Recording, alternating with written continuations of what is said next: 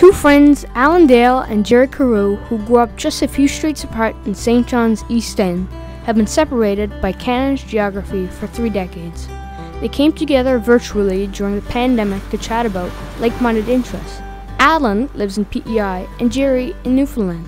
Thriving in remoteness has been a common theme for both of them during the pandemic. Gale Force wins. The podcast is the result. Good. All right, well, welcome to another edition of Gale Force Wins, and an exciting one it is. I'm back in St. John's, Newfoundland, and happy to be right here in the east end of St. John's with my podcast buddy, Jerry Carew. How are you, Jerry? Well, you know, I'm doing well. Gale Force Wins is an interesting experience. We have Jesse Stirling here, who I'm extremely excited about. We ran into some technical difficulty with a couple of cameras, so we've been chatting and getting to know each other. But I got to say, Jesse, that I'm really excited to have you here. You know, I've been following your social media, the inspirational things that you post. It's obvious you're an incredibly positive person, and I know from talking to you, you know, there's been some real inspiration that came from someone that I found very inspiring, and that's your grandfather. And just on that point, I want to say this, that, you know, in 1992, I reached out to your grandfather, and I didn't hear back right away, and the communication channel, I will say, was very interesting. When he finally phoned me and said, yeah, I'm going to come to Memorial, he said, because you're the first person that's ever invited me. I've enjoyed it. First time I was ever invited my entire life to come Memorial. Well, it's been our sincere pleasure. So I came.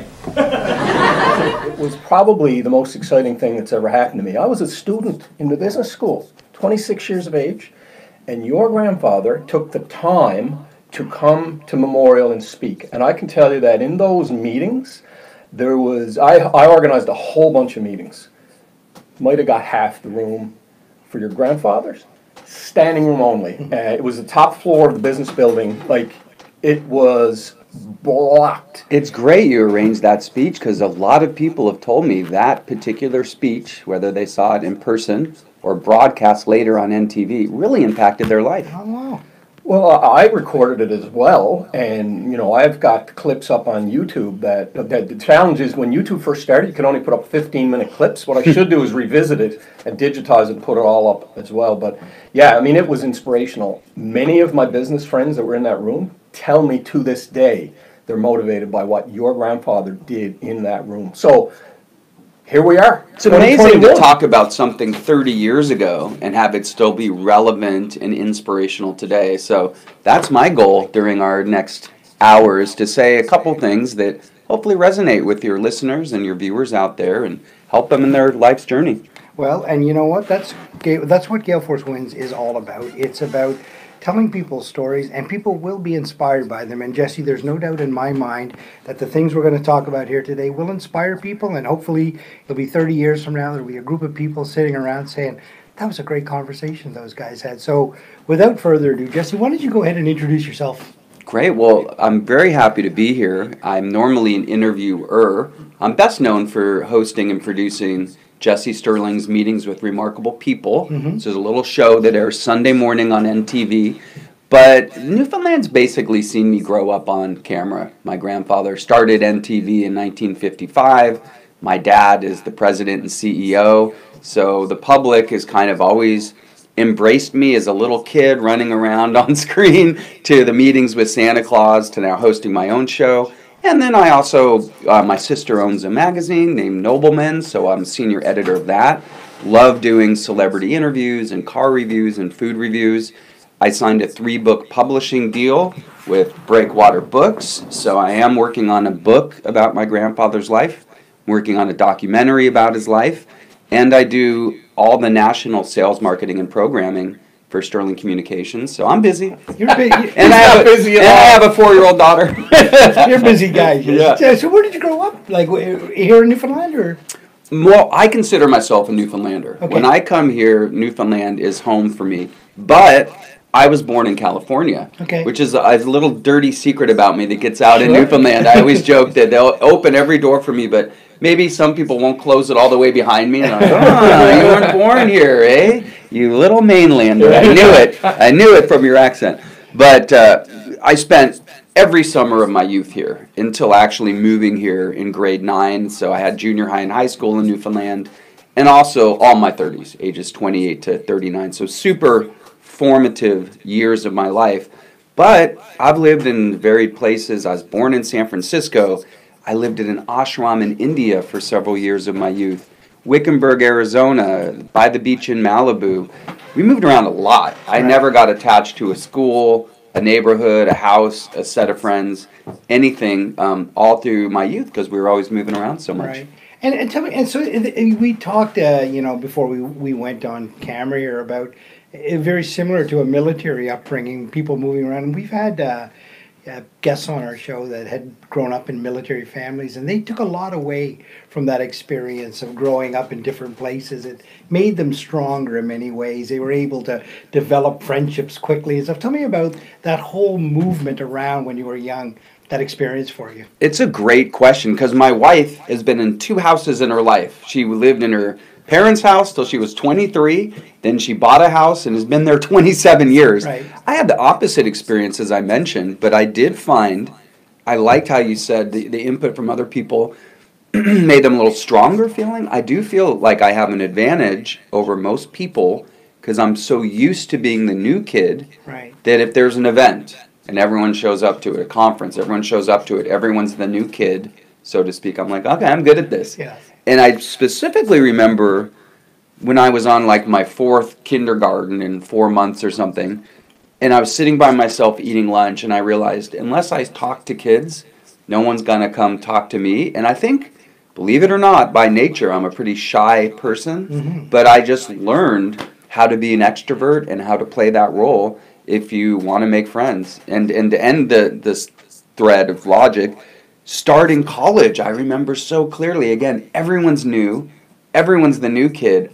I excel at this, so I think it's really great to travel and change your environment in your youth. Alan, I got, you know what, you helped me reflect on, you know, I moved from Mary Queen of Peace School to St. Bon's, and it was very traumatic. It was actually at the same time my father had passed away.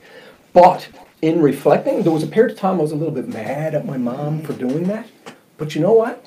As I got older, I realized that change, that pivot, set me up well. Listening to you talk, man, what a great way. And your reaction to it, though, I think is the positive that comes out of it. You know, you could be, well, you know, my parents had me here all over the place, but your reaction is very positive. And different sides of, thank you, and different sides of your personality come out in different places, which is what's amazing too. And I find when I'm here in Newfoundland, I'm my best Jesse, maybe not my most peaceful, that would probably be at the ashram in the high Himalayas of India, but any modicum of success I've achieved in my career is because of Newfoundlanders. I really had this reflection the other day that whether it was valedictorian in my high school or getting a book publishing deal or anything that's been success, it's because of Newfoundland and this place. So this is really my home and my touchstone city, really. You know, it's funny, your grandfather said to me one time, he said, I really feel sorry for someone who's not a Newfoundlander.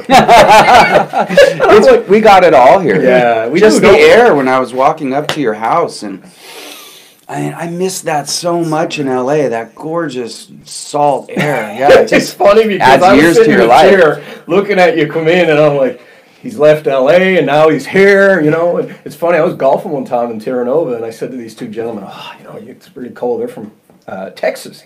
And I said, I'm sorry, you know. They looked at me like, Jerry, it's July. Do you know that it's like 150 degrees in Texas right now? Right. We want to be here. So Yeah. anyway.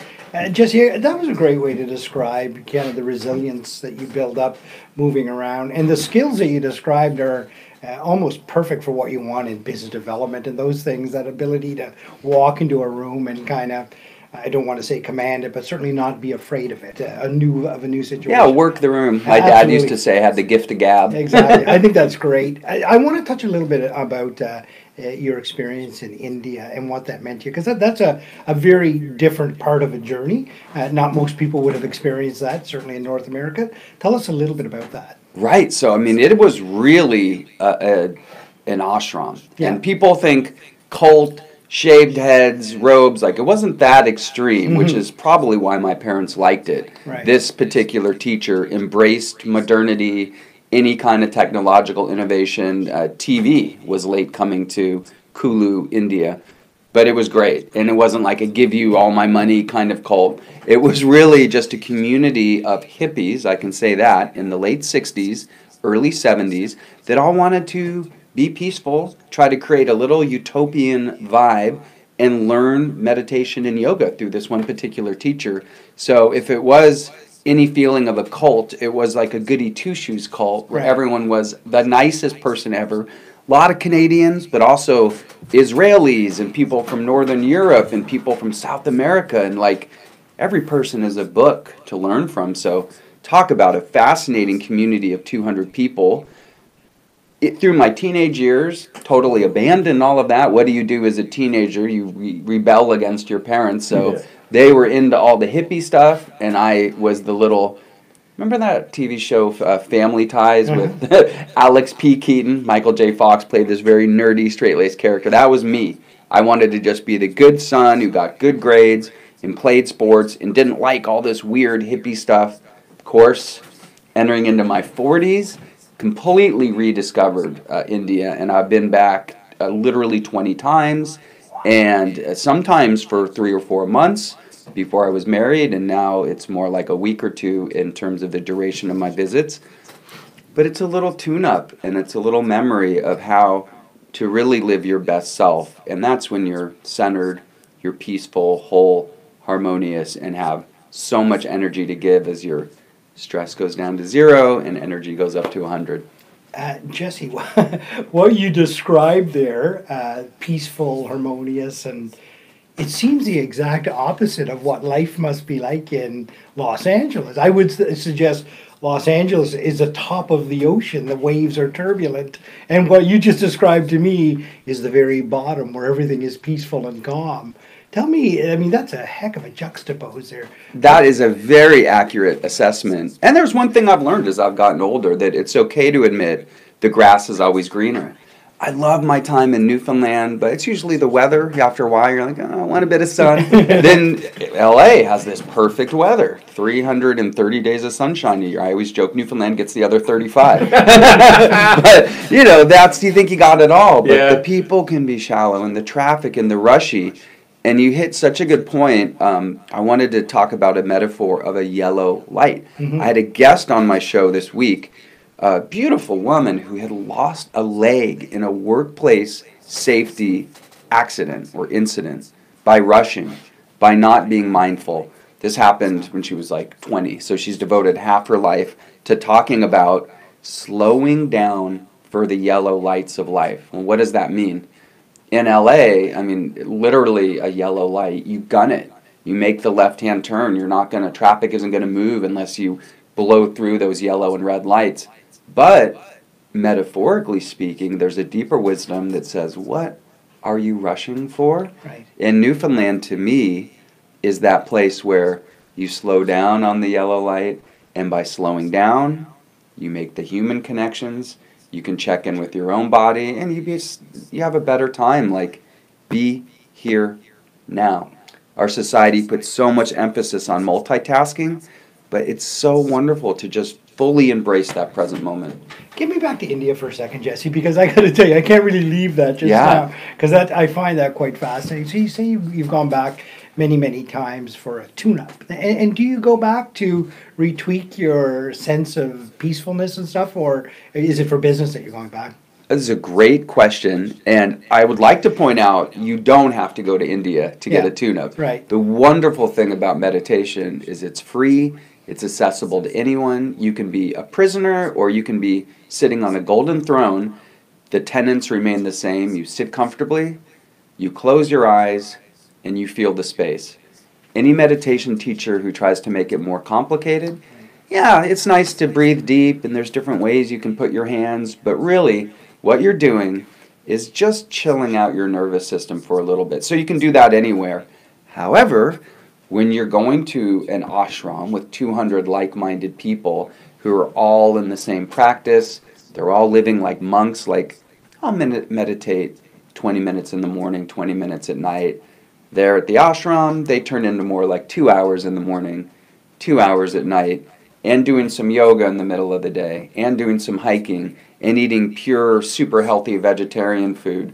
So you just physically, mentally, emotionally feel so good after coming from an environment like that. Can you imagine? It must be fascinating. Well, you've traveled to India yourself. Yeah, I don't think you've done that type of meditation. You've been more on probably the opposite side of that. Would I be right in saying that? No, I mean, certainly when I was traveling to India, it was on business, and I wasn't. And actually, to be honest with you, that was before I really learned the importance of meditation and just how powerful it was. I wish I had my time back and I was able to meditate while I was in India or in Nepal and places like that. Indeed, I intend to go back and just to experience that feeling. And you're right, you don't have to be there to do it, but I kind of want to be there to do it because I don't know. It doesn't hurt. It doesn't hurt, right? There's something about the high Himalayas, or as we say, the Himalayas. Since ancient times, we're talking 6,000 to 8,000 years ago, something drew mystics and seekers and wise men to these caves of we're talking 8, 9, 10,000 feet above sea level. They would go in for weeks, fast. No one would hear from them. And they would emerge with answers. And the answers to what? How to be a scientist of life. Yeah. And that's where Hatha Yoga and yoga practices came from, pranayama breathing techniques, meditation. Patanjali was the first person to kind of put some of these ideas down into writing. But these concepts predate writing. They almost predate civilization. It's an ancient mysticism. There's just something about getting that high up and remote that there's no cars around you. Yeah. There's no cell phone signals. It is truly a special place. I try to take the woo-woo out of it when I teach meditation, Right. but there is something undeniable about the vibes of the high Himalayas. It's like a vortex kind of energy. Yeah. It's amazing, though, Jesse, listening to you. I kind of reflect on my own life, being in a business development role. There's times when the intensity of that just overwhelms you, I've learned to be able to deal with it, but everybody has stress in their lives, and we need to listen to people like you and say, you know what? Just slow it Take down. it down. Yeah. Slow it down, Can I tell a story that I was actually going to end on this story, but it's so important and so relevant to what we're talking Hit about. us. We like it. The most profound, so I had their guru kind of character at this ashram. He's left his body now several years ago, but I just admired him so much because he had devoted his whole life to meditation, study, and he just had an amazing answer to everything. Right. And the more time that's passed, I realize there's probably some divine inspiration of those answers. He wasn't just rehearsing little canned speeches. So here I am in front of this very traditional looking guru with the robes and the beads, and my meditation practice is going well, my health is going well, I'm not starving, I've got some money. So I ask him, why do I get in these bad moods sometimes? It's ludicrous. Like, my life is so good compared to a mom starving in Africa. Like, why did I get this life? And more so, what is wrong with me to have these down periods and get the blues and have bad moods and feel anger? And he really took some time and looked at me. Normally his answers came right away, and he kind of scanned me up and down. And he said, your problem, dear one, is that you were born a human being. And it just, it was this relief of like, we're all crazy like that. Yeah. The whole history of humanity has been gain, loss, victory, defeat, up, down, happy, sad, desire, fulfillment, and that's the human condition, and it's crazy, so you might as well enjoy it and embrace it and have fun on this roller coaster ride of life instead of worrying about the few moments where you're down. Do you see, I reflect on that. I have an 18-year-old and a 14-year-old who you met prior to coming here. How old is your daughter now? She's 4. 4. How do we as parents impart that? Because we as adults have struggles. The fact that you just articulated, despite all of this stuff you have around you, we still get into these modes. And I've found during the pandemic in particular, there's times when I've been like, but I'm trying to be strong because that 18-year-old needs me. That 14-year-old needs me. You know what? What would that gentleman you described, what would he say to us as parents? It's such a great question. I do not related to parents, but one funny thing he said to me is, never try to teach your wife to meditate, which I've found has been true. Like, seriously, I feel like I'm in a great rap and articulate, and I see her looking at me like, really? Come on. Like, with the woo-woo stuff again. So never try to teach your wife to meditate. With your children, he would say never force it. I mean, that's the first advice that comes to mind, is it should always be a joyful, pleasant experience. You see people beating themselves up that they can't meditate for an hour, and like, you wouldn't try to run a marathon right out of the gate. You'd walk around the block. So with your kids, like, maybe it's a 30-second meditation, maybe it's a minute. I trick my little girl to get into breath work by, deep breathing out through the nose. It's cleansing, it gets rid of anger. She doesn't want to sit there and breathe. So I invent a game, like we make a little tissue and we call it the ghost, and we try to breathe it back and forth across the table. And I think we all have our roles to play in this society, but it's also okay for your children to see you vulnerable too, and just say, look, we're all human beings. Everyone's doing the best they can depending on their level of consciousness, including your kids. And he, my teacher, to close, came from a pretty old-fashioned tradition where until 20, 25, a kid's really a student. You just let them go do whatever they want to do in life and have fun, be stress-free, learn from their teachers. Then 25 to 50-year-old, they're a family man, they're a householder. 50 to 75, they're enjoying the grandfather kind of vibe. And then 75 on, they become a hermit, a mystic, a seeker, metaphorically, symbolically go into the woods and just be by themselves. So I thought that's such an interesting view of the cycles of a man and what he goes through. Jesse, what a beautiful conversation around India and a talk about meditation and mindfulness. And one thing that strikes me when I talk about meditation with people and they find it hard to calm themselves in this busy world that we live in, my advice is always just take it as it comes. Just let it naturally flow, right? Just don't kill yourself on this stuff. Just, as you so rightfully pointed out, it should be a joyful experience, and it really is when you hit the sweet spot on that stuff. So that's great. You're clearly a pretty enlightened guy, and you've got a great approach on things. Tell me about your education to get you to where you're here now. What was that education experience like for you? Well, I really believe, like I've said earlier, every person's a book. So one of the greatest gifts I've had in life is really good teachers. The very beginning of my schooling wasn't great because I missed 2 grades going to India. Yeah. I didn't have a tutor there. I'm 5 years old playing chess versus adults, but I didn't know how to read or write yet. It turns out I'm left-handed and I'm severely dyslexic. So I remember this moment in 3rd grade of trying to read, and they didn't know where to place me because I spoke like I was in 8th grade, but I couldn't read or write.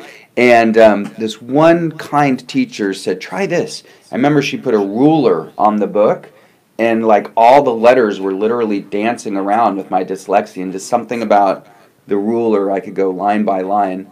That helped me a lot in life. And then in university, I went to University of California, San Diego, which just no one knew about it back in 1989. They thought it was a party school. In fact, it's one of the more rigorous schools in the world and is now pretty widely regarded as one of the best public schools in the world and makes all the best top 10, top 20 lists of colleges. But I had one teacher there at school, and it's the one teacher you pray you're going to get that was like, your reading list is Einstein and Nietzsche and Freud and Dostoevsky and the Bible and like the stuff you feel you should be studying in college, Plato, Socrates. And I became a religious study double major because of this one teacher. Wow. I was studying communications and journalism, and he got me so involved with ancient mythology and religion and sacred texts, and so I became a double major. And I think that now, if you, as an adult, if you can read, you can educate yourself. So I'm a voracious reader. I love Eckhart Tolle, love the Power of Now stuff. You've actually interviewed him, have you not? He was one of my big ones. He was my really big interviews have all been courtesy of my wife who works in Hollywood. So I've got to sit down with the holy trinity of Matt Damon, Tom Hanks, and The Rock. Like, that's about as famous as you can get. On my own, the spiritual guys, yeah, I've gotten to sit down with Dr. Wayne Dyer and Eckhart Tolle and Deepak Chopra and Dr. Michio Kaku and a visionary artist, Alex Grey. But Eckhart was the personification of actually what I want to be in life, and I'm getting there, is the room just feels better by you being in it. I remember I was just walking in his presence, and I'm nervous, and it's a big interview for me, a million parts, you hired a camera crew, and I just felt so good sitting next to him. And yeah, I think I asked one or two questions, and he just went for an hour straight, and was like, really enjoying the conversation, but his handlers were like, okay, we got to go do the next thing. It's interesting, and we're going to geek out a little bit on the whole interviewing thing, but one of the things Alan and I have talked about is trying to stay out of the conversation and let the guests speak. It's fascinating to have you with us. You're celebrating 20 years of interviews, Jesse. How many people has that been? I tried to count them up just the other day. It's definitely over 350. Yeah. I think the actual number is about 374, but then some of them were multiple parts, so it's easily over 350 guests. Well, I know what I'm feeling by starting this little podcast, that we're celebrating a year. How has it enhanced your life to have this wonderful, positive show on the air for 20 years? One thing that surprised me is how many people say no. I don't know. In my mind, I thought everyone would want to be on a show called Meetings with Remarkable People, free publicity. They've seen it. It's a non-hostile kind of show. I hate gotcha journalism. Yeah. And in fact, the only criticism I normally get about my show is, you ask pretty easy questions, dude. My friends are like, I've watched your show. It's a little boring. And as a kid, I hated the feeling of when the interviewer was being mean to the guy or the girl was squirming and there was this tension, and a lot of TV is built on tension and conflict. And as a kid, I would get up and immediately change the channel if that kind of vibe was coming out. So I freely admit I like to have the show with no tension. I'm I model my on-air style after Mr. Rogers. I speak kind of slow and calm, and I like the show with no tension. And as I've said earlier, every person's a book. Imagine getting to talk to 374 remarkable people, and a lot of whom I really sought out, really, authors, artists, politicians, athletes, actors, had to ask multiple times. And when you finally do get that yes, it's such a rewarding feeling, and you're so grateful to that person because I don't pay. A lot of times just a $500 stipend would have got someone, and pretty famous. I'm thinking to myself, what do you need $500 for? Right. But I always thought just the principle of the show, once I start paying, it's an entertainment show then. You're acting. I really like it to be a journalism show. So you're still asking real questions. It's interesting, there's so many things to ask, Jesse, and we have to be cognizant of your time.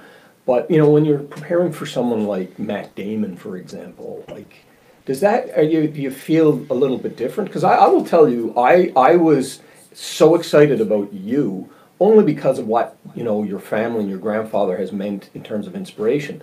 But, is it a challenge sometimes to prepare for someone like Matt Damon, Tom Hanks versus someone else? It's a great question. I went through a stage where I over-prepared. Right. I would do too much research. And within the interview, I'd start asking these pretty weird, esoteric questions that, for example, unless you had read their book, the viewer wouldn't know what you were talking about. So I kind of go the opposite way now. I have 2 or 3 questions in my back pocket if things really grind to a halt in the conversation. But I generally just like to really have a talk and actively listen, which you guys are great at, because the only thing that's changed about my interview style in 20 years is learning to do that. And it's really painful for me to watch my first year of interviewing, because it's even when the person's talking, I'm having to say, I'm just shut up, Jesse, what are you doing? It's this verbal noise just continually coming out of your mouth, just to be able to really actively listen, be silent, and sometimes a pause. The person will continue, and you'll get the best part ever if you just go, really? Or can you tell me more? Oh, Well, just back to, inviting people, and I'll come back to your grandfather. What that taught me as a 26-year-old, I'm sitting there, one of the things that we had is the Mon Entrepreneur Society, Brian Whiteway, great guy, we were all brainstorming, who can we get? And I'm like, I was interested in the media. It was prior to me actually starting in my media career. And I said, I'd say, Jeff Stirling, why not? Probably impossible to get him. I knew he lived part of the time away and all that. But the fact that he agreed to come actually is probably the number one motivational thing, because it actually put me into a business development mindset where, well, you know what? I'm coming completely out of the blue, cold called Jeff Stirling, and he said, you know what, Jerry, I'm coming to that. That's cool. So that in and of itself is motivation for me for 30 years, Jesse. Oh, that's such a cool story. 30 years. It's humbling to have someone like Jeff in your life, because he was my business mentor, my spiritual mentor. I mean, I would ask him practical advice. I have extra money. Where should I invest it? I'm going to Europe for 2 weeks. What should I do? I mean, he was the master, and his answers were hardly ever wrong. So even though he passed away, it's coming up to a decade ago, yeah. I still miss him on a daily basis. Mm-hmm. I still feel a little bit like I'm finding my way without him. Because my dad is a wonderful mentor, but there's only one Jeff Stirling. And my dad would say the same thing. He was a once every 100 years kind of visionary business tycoon, but that also had this spiritual side, and everything was spiritual to him.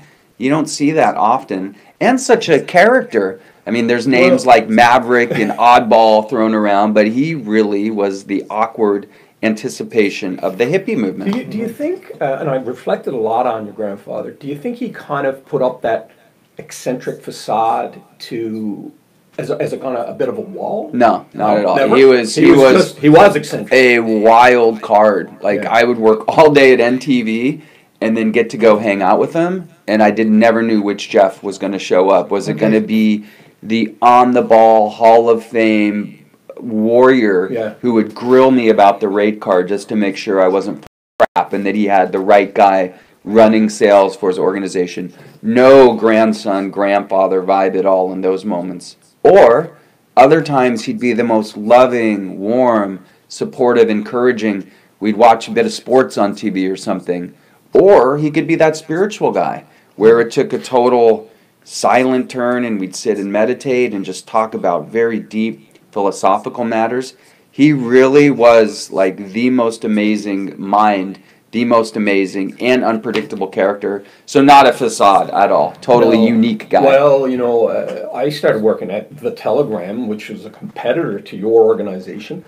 He calls me up about 3 years after the Mon Rap, and this is him.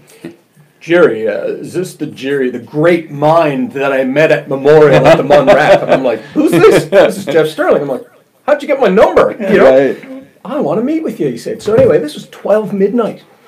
In this house, my wife, I said to my wife, that's awesome. I'm getting dressed. And she says, what are you doing? She said, Jerry, what? You got work tomorrow? I said, Jeff Stirling just called me. He wants to sit with me. Oh, I'm going to sit with him. So I went down to Motion. Him and I sat together, and I will tell you, like, and I haven't had a chance to tell you this, but what a wonderful, we were there for 3 hours. And at one point, I mean, that was 1995, 96, so he would have been, what, 75 maybe, something like that? Yeah, his early 70s. He started to do some yoga moves and stuff, and it was like, just very, I loved his, I guess, energy. At that age, he still had an incredible body, and he took care of it. Oh, yeah. He had the energy level. That's what I often say. I don't know how one person had the energy to do all this, because that moment you had in the middle of the night, I mean, there's probably thousands of Newfoundlanders that have this wild story of my grandfather calling them in the middle of the night. And I asked him once, what was the middle of the night thing about? And he just loved being able to get people on the phone, and he found during the day everyone's busy, but most people will answer their phone if it's 3 at night. So did he sleep? I don't sleep much. Not much. He's the only guy I know who I know for a fact stayed up 3 days in a row once. He could also sleep for an entire day. Yeah. Sometimes he'd park his car in the middle of his driveway, and that meant like don't bother me. It's like one step above closing the gate and closing the door. You're like parking your car there, no entry. But one time we had a CRTC meet, which is a very intense regulatory governmental body, and you have to give these speeches.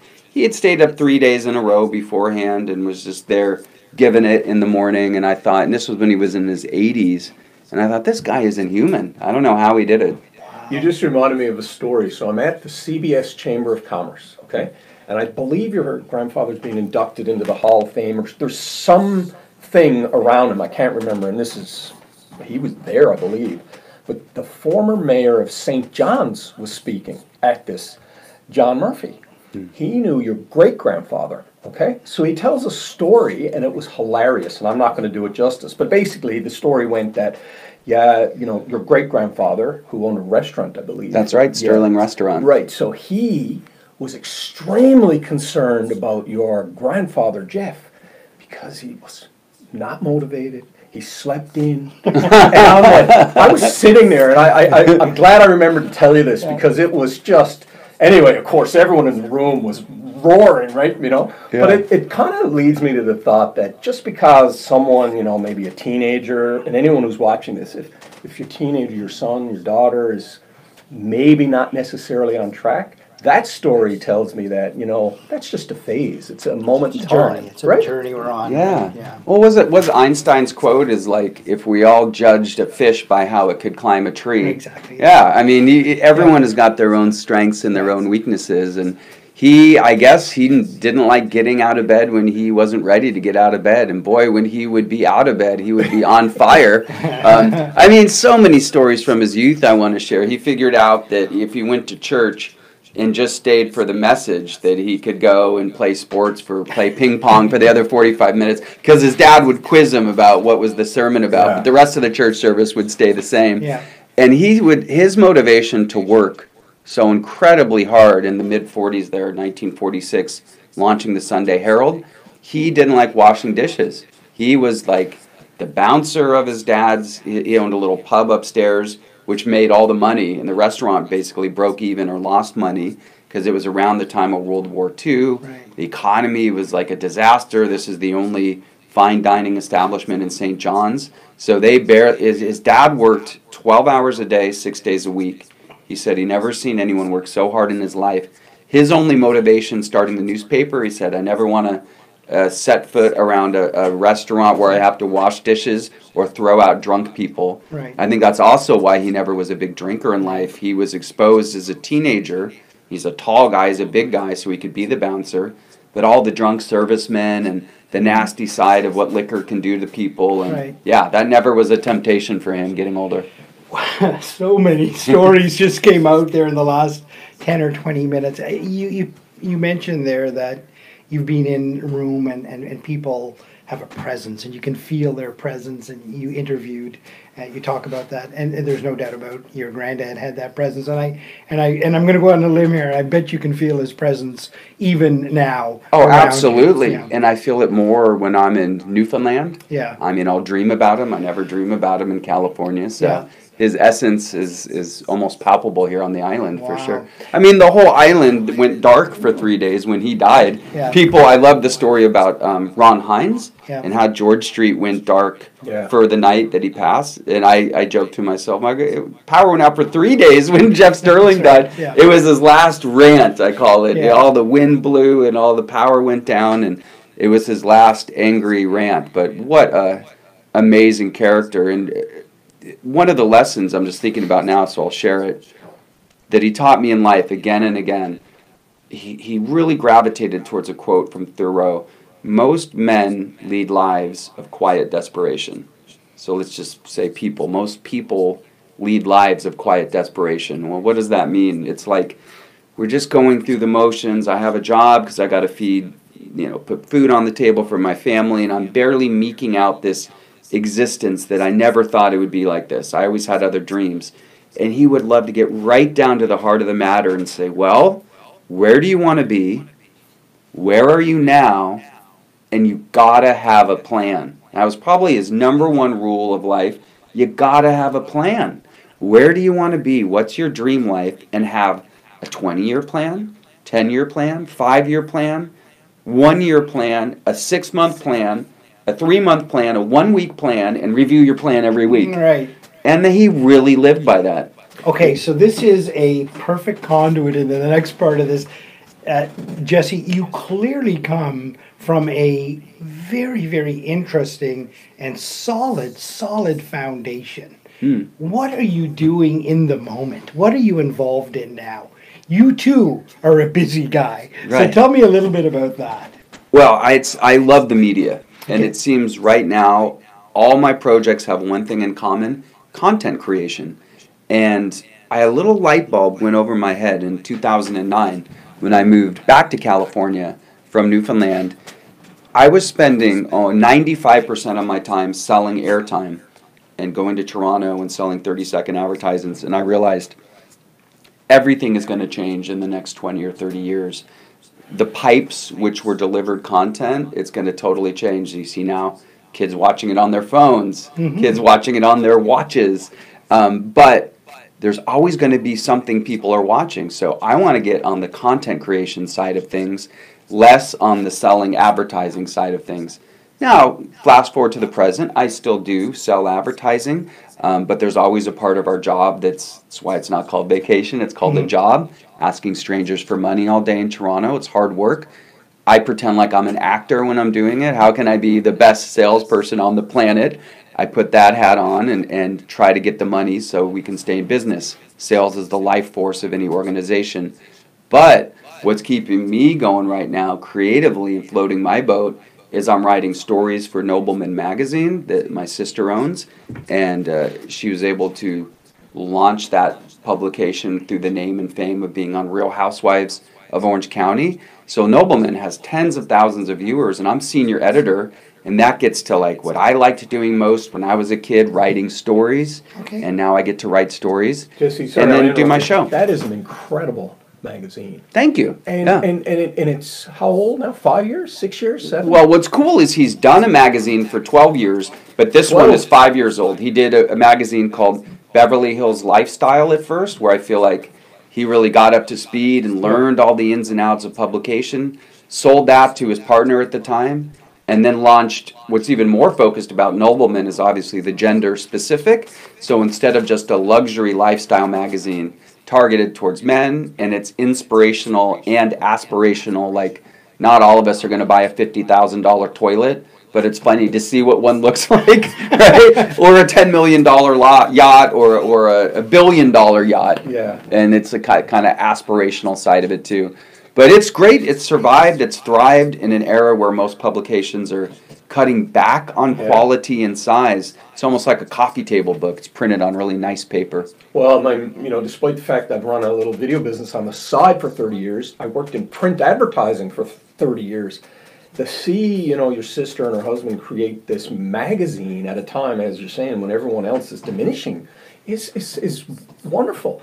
And it is incredible quality. The journalism that you're producing is really interesting. So, anyone from Newfoundland who's never heard of this, your website, is there an expansion into the digital realm with it? I know there's a website. Oh yeah, you can get a tease of almost every article. I mean, they like you to buy the thing to read the full articles, but there's enough to keep you busy for hours. And what's neat is they've also branched into video. So I did a video segment where I was drinking a scotch that was older than me.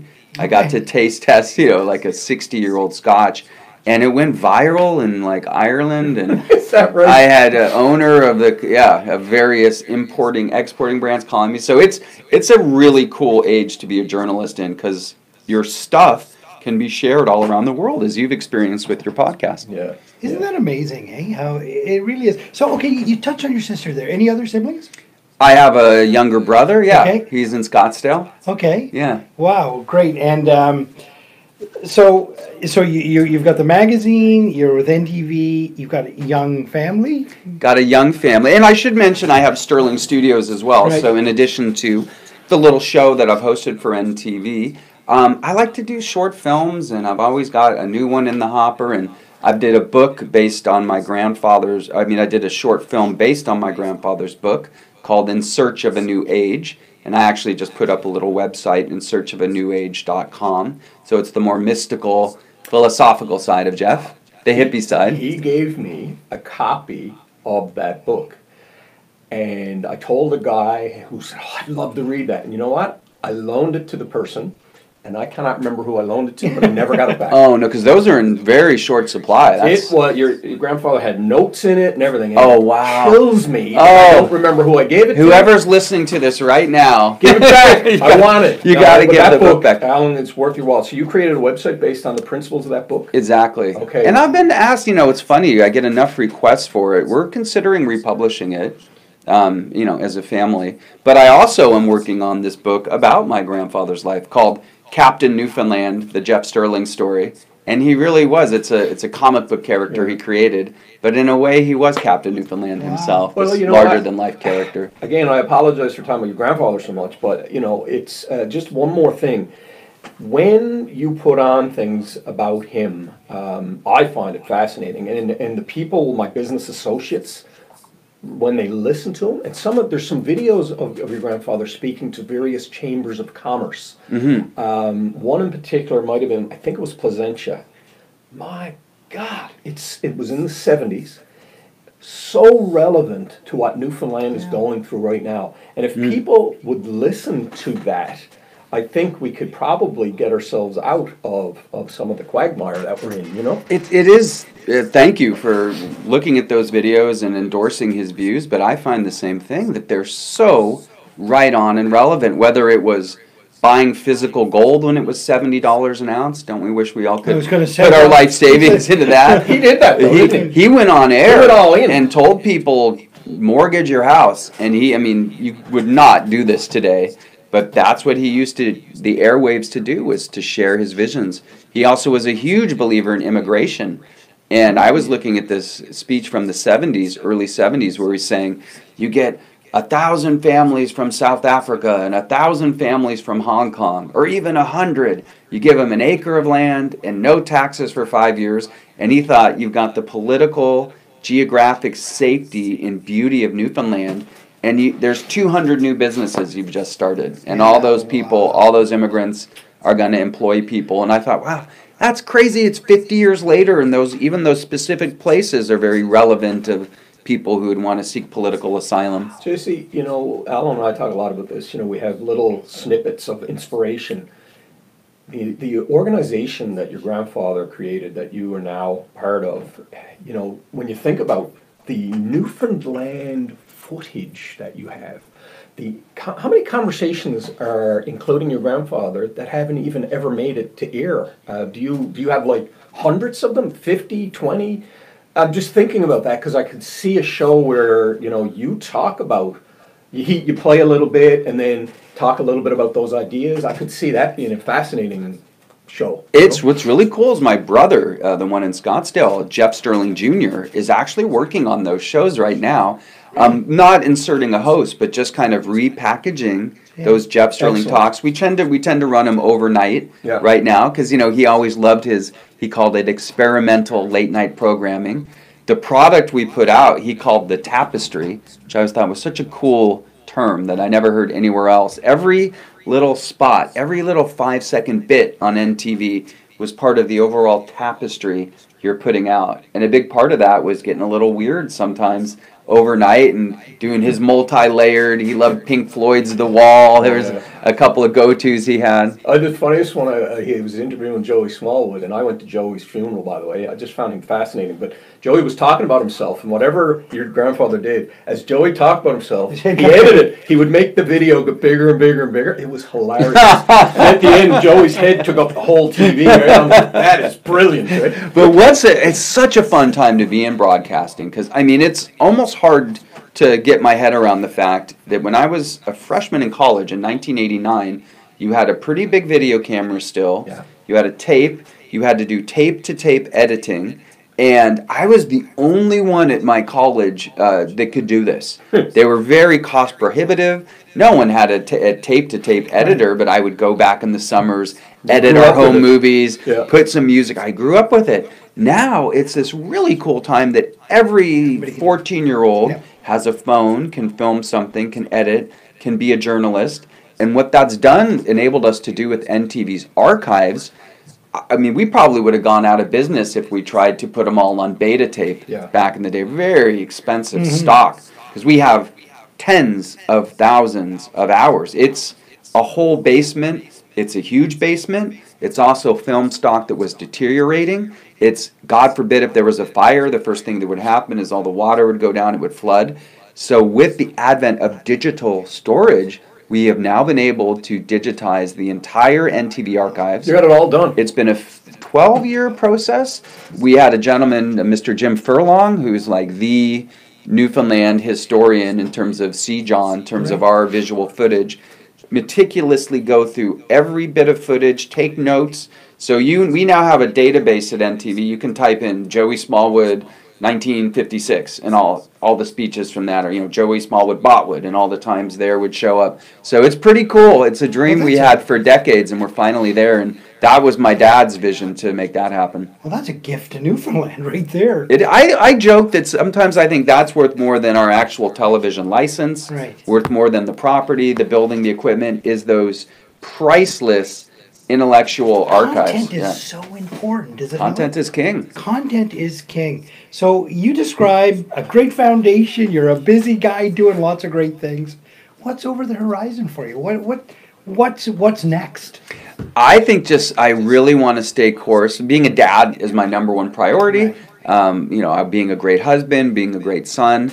I have 2 little dogs. I love miniature dachshunds. So family has always come first for me. Professionally, I would love to eventually open up some kind of meditation studio.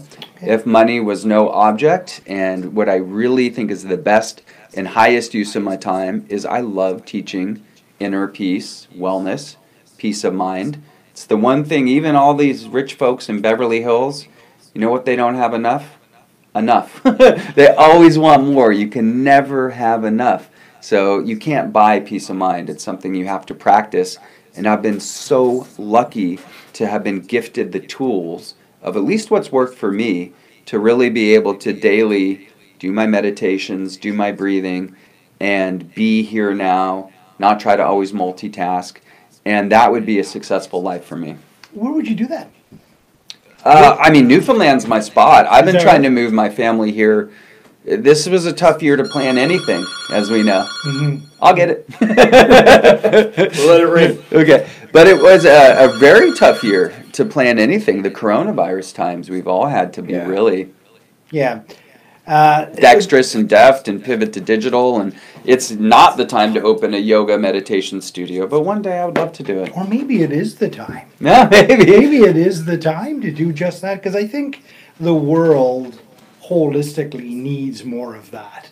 Would you agree? They need to be a little bit more in touch. I've said for a while that I think my greatest character arc or my transformation has been from quote-unquote cool guy to nice guy. And I think the world has way too many people trying to be cool, but not enough just nice people. So yeah, it would be wonderful if more of us were kind. I really enjoy the way you described what you're doing with talking to remarkable people, and how you don't necessarily need to make people feel uncomfortable. And I have to tell you that I was a little bit moved by the fact that when you were young and you would see that, you would change the channel. That says something about you. That says something that you want people to feel good. You want people to feel inspired. And there's no doubt in my mind people will find that through this conversation that we've had here today. Oh, that's really sweet. Yeah. I'm a bit of an empath. I've learned that word in the last decade, and it's a blessing and a curse. I think it gives you a real advantage in business. For example, as soon as I walk in a room, I can kind of get a sense, is this going to go well or not? Do they really want to hear me or not? That's the blessing side of it. You can be more efficient with time. And you grow up, you think everyone can do this, and it's a skill. The downside is I can absorb negative energy pretty easily if I'm around the wrong people. So I've just learned to remove myself from those situations. It's pretty simple. If you don't like your situation, change your situation. It's really that easy. Well, 100%. I mean, 100%. Not rocket science, is it? Right, but some people keep leading that life Yeah. of quiet desperation and thinking it's not just for me. When is my ship going to come in? It's like, it's never going to come in. You've got to make the ship happen for yourself. Yeah. We interviewed somebody on the show not so long ago. She runs a wellness center here in Newfoundland, and she talked about, paying attention to herself and being her best self for her family, for everybody around her, right? So she understood the concept that I've got to take care of this in order to take care of the people around me, right? Absolutely. And I thought, and I listened to that, I said, she's so You right. can't give what you don't have. Exactly I mean, and right. Jesus' teaching was love thyself. Yeah. Love, love, love. Love your neighbors, love your spouse, love your children, love your fellow churchgoers. But most important, to love yourself. If you can't love yourself, how can you love anyone else, really? 100%. My grandfather would always say, maybe start with a small furry creature. If you can't be loving and you can't even love yourself, almost everyone loves a puppy. Start with a puppy or a kitty. And he would do these really cool eye meditations. I don't know if you've ever tried this. It's quite intense. He would look at himself in his bathroom mirror or bedroom mirror for several minutes and like almost have these outer body experiences. But he would really try to get his energy up before he would go face the world. He'd have certain things he'd repeat to himself, like, I am peaceful, I am immortal, or I am whole, harmonious, strong, good, victorious, and positive affirmations. But it is something unique I challenge your listeners and viewers to do. Take a minute or two and just really stare at yourself in a mirror. It's a trip. Jesse, this has been a wonderful conversation, I have to tell you. We've gone in directions I really didn't think we were going to go in today, but I really enjoyed it quite a bit. We often ask our guests to leave the audience with a piece of advice, and you're a guy that's had a great journey and are in the middle of a great journey. Clearly the horizon looks great, your vision of it is wonderful. What would that piece of advice be? I would encourage everyone out there to try meditation. And it sounds daunting to people, something that maybe they feel they need a teacher or to spend a lot of money or they're not doing it right because they have thoughts. I would encourage everyone to lead a life where they're not rushed and arrive a few minutes early to your business meeting. Put your car in park, sit comfortably, close your eyes, and just feel the space. And those little gaps that happen between your thoughts, that's meditating, and you go to a space that I like to call pure, free, forever. And the truth of it is, we always have this inner space within us that's pure, free, forever, blissful, and immortal. Our thoughts come and go. Our emotions are up and down like a carousel pony going around and around, up and down. In the center sits this wonderful, changeless, timeless space that's pure, free, forever. It's always available to us to tap into. Jerry, your thoughts?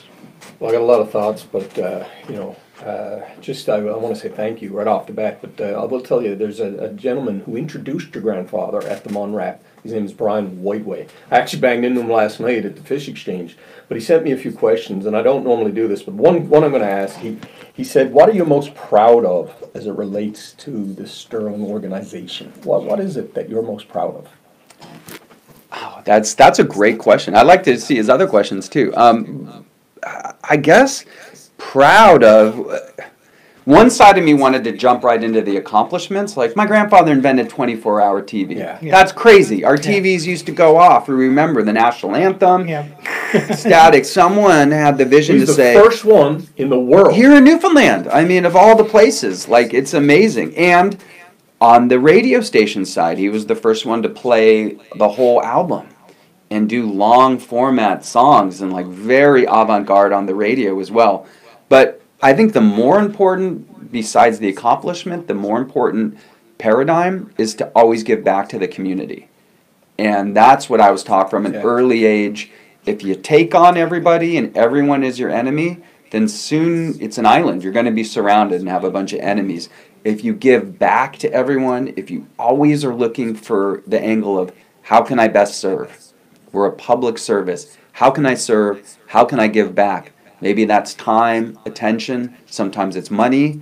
sometimes it's promoting a cause, but to always first say, how can I give back to the community? That's what's kept us in business for 75 years. Well, I'm going to say this, Jesse. I think your grandfather would be very proud of you because he gave me, 30 years ago, his time. He could have given me $1 million. It wouldn't have been as valuable as his time. And what you've done for us here today is given us your time. And I know how busy you must be trying to keep all the things going, and when you come back to Newfoundland and trying to fit, as you said, a year's worth of visits into this short period of time. So thank you very much. Thank you. I almost wanted to thank you. You guys are also great listeners. And when I talk about feeling the energy of a room, as soon as I walked in this house, I'm like, oh, this is going to be fun. Yeah. I just immediately felt it. But I wish I could have a live stream camera today. I'm like, going to lunch, and then after that I'm finishing recording a song. Then I go on Jake Thompson's show and like do a cameo with a bunch of puppets. Then I have a group I meet with called the Dream Academy of Newfoundland and Labrador that I started, where we talk about meditation and dreams and lucid dreaming. Like, do you know you can take over your dreams with mental consciousness, waking consciousness while you're dreaming? What's that about? You go to different dimensions. And anyway, I found these group of oddball characters like myself that love to talk about that. And this is just one of the days of my life. Jesse, I mean, I can't begin to thank you, as Jerry has, for sharing some of your own experiences and talking about your family and what they've provided Newfoundland and Labrador. I mean, they're a big part of the, to use one of the words you used here today, part of the tapestry of Newfoundland and Labrador, and they make this place so very special and a big part of that.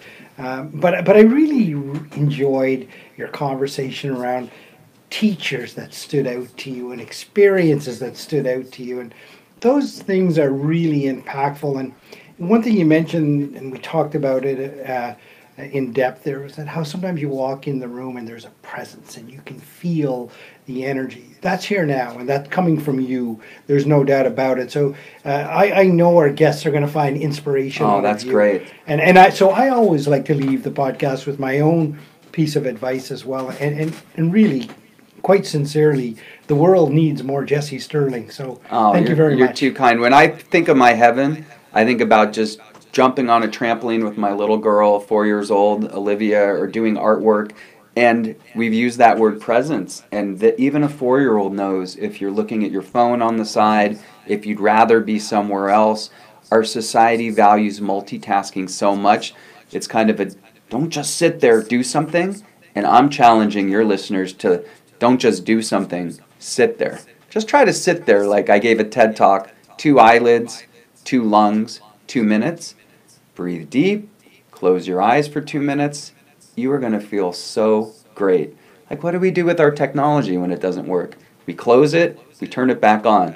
I invite all your listeners to do that right now. Just boot it down, power yourself back up, and you will feel refreshed, renewed, and that little ocean of bliss is available to take a dip in at any time for free. Ocean of bliss. Well, I think this has been one big ocean of bliss. we'll dedicate this.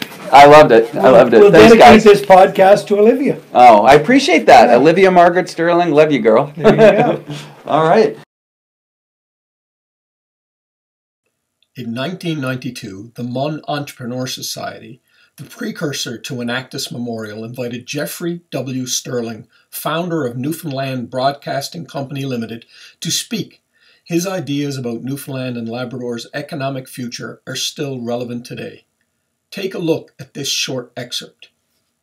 The 244,000 Newfoundland entrepreneurial people who could exist, who are the total workforce of Newfoundland, we just discussed it, 244,000.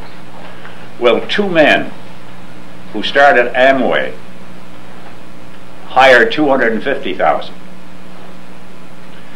In other words, just 2 men who decided to be entrepreneurial and started a credible product for cleaning up just basic things. It's headquartered in Michigan, and the 2 of them hired 250,000 people. If 50% of our 244,000, for example, could create 2 jobs, you got full employment. if 20%, you cut it down, and you say at a certain percentage, if only 25% of us can create 5 jobs, we got full employment. If you can get 30,000 bed and breakfasts, which would give 60,000 jobs for the man and his wife and the son, and all of the various elements that we maximize our potential in this incredibly large province. You know that Quebec is 3 times the size of France. Ontario is 5 times the size of California. California has more population than the total population of Canada, and they have 2 Senate seats. And Wyoming, with smaller population than Newfoundland, have 2 Senate seats, which is the fundamental principle of the free enterprise system, and that's democracy and equality. If you don't have that, you have nothing. And the key thing is, my opinion, to say to yourself as 38 individuals sitting in the room, how many, by the way, were born in Newfoundland? How many were born in Quebec? How many were born in Ontario? How many were born in British Columbia? How many in Calgary? How many in the United States? So once again, how many in Newfoundland? Do you mind? Because it's important for my Fantastic. Well, I've always felt sorry for people who weren't born as Newfoundlanders. I don't know why. I guess it was because so many of my friends, I went to high school in England, and I went to college in the United States, and I went to grammar school in Newfoundland. And the more I traveled, and the more I saw people and individuals, seeing them all the same, the more I realized that all we need is input. All we need is confidence. The biggest and most difficult thing in Newfoundland is our confidence. We've been told we live on an island. Well, Bell Island's an island. If you told someone in Japan they lived on an island, they'd laugh at you. But Japan is no bigger than Newfoundland. They got 136 million people. Thank you for tuning in to Gale Force Winds. That's Gale Force Winds, WINS.com.